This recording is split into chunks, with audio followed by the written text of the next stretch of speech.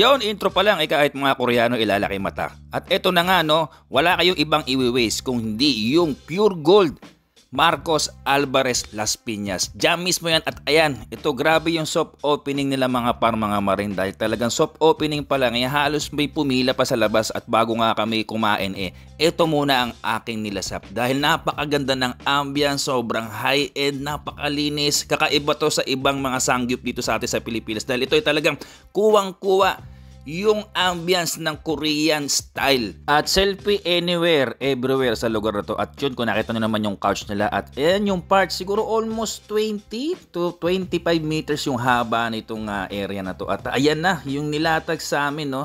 Sobrang hindi ko alam kung paano umpisahan at di ko alam kung mauubos pa namin dahil dalawa lang kami ni Mrs. At kami nga naka-on diet kung tutuusin, pero ako pabor dahil nagbubuhat ulit at nakita ko yung mga nilapag sa amin, naku, yung mga muscle ko nagsisigawan agad. At ayan, kasama ko ng aking bunso. Hindi ko muna naisama si Amanda dito dahil may pasok na pala siya, kaya kami muna ang dalawa ni Mrs. ang nag one-on-one dito. At yung mga server dito at nag-a-assist sa amin, walang humpay ang ngiti at assist talaga kung may kailangan pa. Yan ang isa sa number 1 na nagpapayaman sa mga negosyo. Yung mga staff na hindi mo kang pauwi na ang itsura kahit kapapasok pa lang. So sobrang special ata nitong set na sinend sa amin, no? At kita-kita nyo naman, ayan, no? Merong seafoods May hipon at may tempura. Mamaya may dadating pang sashimi. At yung sushi na talaga naman lalagyan mo ng wasabi, yung kulay green na akala mo toothpaste, no? Tapos ilalagay mo yung salmon na hilaw, isasoso mo ng konti sa toyo, pas pagkain mo ng boom, sabog talaga lahat ng mga kaluluwa mo sa anghang at sarap. About presyo, kayang-kaya to ng mga mid-range hanggang sa class A. At kaya din ng class B kung tutuusin, lalo na kung ikaw medyo papasikat pa lang sa iyong nililigawan, dali mo dito. At kung taga Bulacan ka naman at may kabit ka sa Las Piñas, ito ang number 1 ang marerepair ko sa iyong kainan nyo. At napaka-romantic at napakalinis, napakalamig ng area at napaka-jolly ng mga nag-a-assist. At eto na nga, hindi na ako nag-isip ko anong klaseng, anong way ang gagawin ko kung paano kainin to. Ano pa ba nakasanayan natin dito? So, ayan, no, medyo hindi ko lang ma-explain ko anong tawag doon sa parang bacon siya na may, may something na parang mushroom na mahaba ba yun o something gulay, no? At ayan, siyempre, ayan yung typical na ginagawa ko lagi sa mga ganyan. Ibabalot mo lang doon sa lettuce at ayan na, yung karne.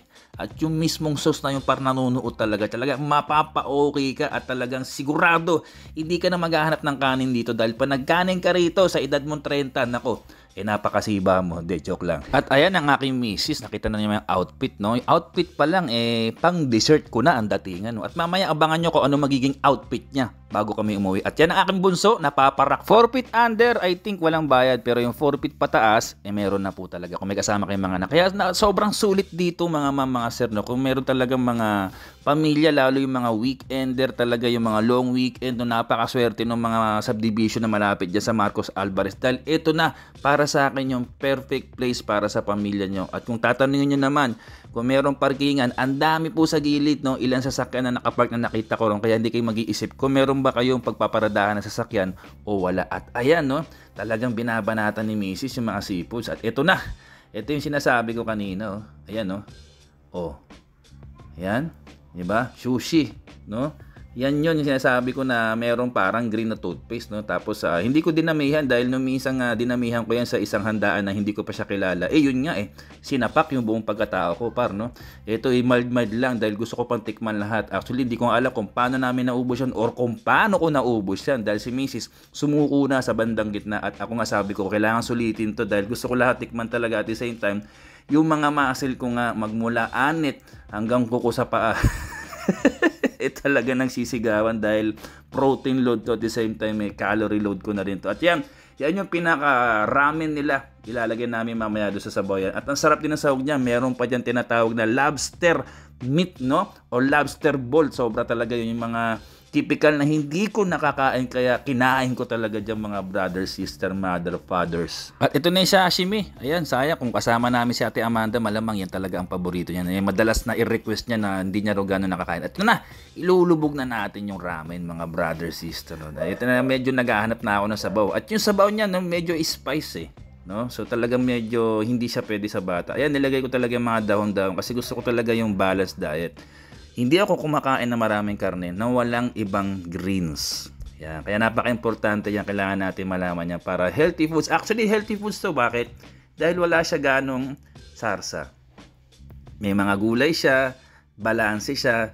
Hindi katulad ng tipikal na laging kakainin mo sa bahay o sa mga nabibili natin sa karinderya. Is laging may sauce o laging may sarsa, napakadaming panlasa, which is sa edad natin, lalo na ako 40 na, dapat nagbabawas po tayo sa ganon. At dapat alam natin yung mga pagkain quality na kahit hindi ganon kamahal or hindi ganon kasarap tignan, kailangan natin kainin yung para humaba ang buhay natin. Kaya para sa akin, sobrang swak nito. At ayan yung mga nilagay namin dun sa pan. At pinapalitan din nila yung pan pag nakita talaga nila medyo nangingitim na at nagbo-brown na. Pinapalitan nila yung mga pan para pag salang mo ulit, hindi mag-uuling-uling yung mga karneng nilalagay mo. At ayan ang mga rules nila. Ayan, kung magte-take out ka, pull out something, ayan, basahin nyo na lang po. At sobrang ano talaga, ito yung parking lot, nakikita nyo, ayan sa gilid. Ayan, so ayan po yung parking lot nila. Hanggang dun po yan sa dulo. Yo, so ito si Boss Lawrence na nag-invite sa amin dito sa Gogi Yoli. So, Boss, pakalong na ito. Actually, family business. Masorted ang tayo. So, yung matry Gogi Yoli, kung bakit na English branch, meron din tayo sa Gogi Yoli. Alaman nyo lang si Herald. Boss, salamat po sa ito. Salamat lang sa amin talaga eh. Thank you for joining us. Madam, thank you. God bless everyone. At hindi pa dyan nagtatapos dahil gusto ko pang igala rito. Dahil itong isang part na to, yan, may couch, tapos dyan mismo yung pinaka area ng table. Parang ang sarap din ma-experience yun. At dito, yung kanilang pinaka bar station at mga serving area. Yan. So, ano yan, ang daming tao, no? So, kalagitnaan to siguro mga 4 PM at ito yung kanilang washing area. Yan, at comfort room, yung pinto niya, yan po yung CR nila. At napakalinis, grabe talaga naman, no? Talagang mafe-feel mo yung parang nakakasosyal, no? Ang lakas niya makaklase. At ayan, yung haba ng area talaga, doon ako bumilib dahil sabi ko, pag ito napuno, malamang talagang maraming pamilya ang makakain. Ito talagang maganda sa mga ganitong klaseng kainan. Yung malawak, malinis, malamig, at syempre, ulitin ko, yung mga nagsiserve dapat laging nakangiti na parang laging opening pa lang kahit pauwi na. At ayan, tapos na. Talagang hindi na namin nakain iba dahil hindi ko nakaya dahil si Mrs. Talagang suko na rin. At kung nakita nyo siya nung una, na talaga napaka-sexy, malaiba na. Ngayon, nung pag-uwi niya par, no?